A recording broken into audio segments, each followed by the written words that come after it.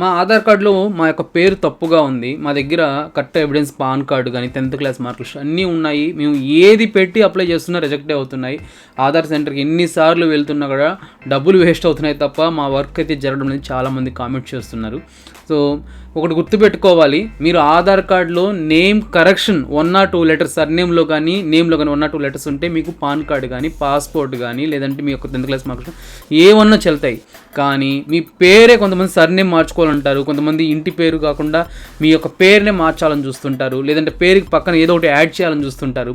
ఇలాంటి సందర్భాల్లో ఏమవుతుందంటే మీ యొక్క పాన్ కార్డు కానీ, 10th క్లాస్ మార్క్స్ కానీ, ఏ యొక్క ఓటర్ ప్రూఫ్ కానీ, ఏ ఎవిడెన్స్ కూడా మీకు అది యాక్సెప్ట్ చేయరండి, రిజెక్ట్ అవుతాయి. మీరు ఎన్నిసార్లు అప్లై చేసినా వేస్టే. ఖచ్చితంగా దానికి గెజిట్ నోటిఫికేషన్ అయితే అప్లై చేసుకోవాలి. అది స్టేటా ఆర్ సెంట్రల్ గవర్నమెంట్ ఏదైనా కూడా మీరు గెజిట్ నోటిఫికేషన్ ద్వారానే మీరు వెళ్ళాల్సి ఉంటుంది. అలాంటి ప్రాబ్లమ్స్ ఎవరైనా ఫేస్ చేస్తుంటే మీరు కూడా మనతో కాంటాక్ట్ అవ్వచ్చు. ఆ సర్వీసులు మనం కూడా అందిస్తున్నాం. మీ యొక్క ప్రాబ్లమ్ని 100% అయితే మేము సొల్యూషన్ అయితే ఇవ్వడానికి అయితే ప్రయత్నం కాదు, 100% మీకు ప్రాబ్లం క్లియర్ చేయగలుగుతాం.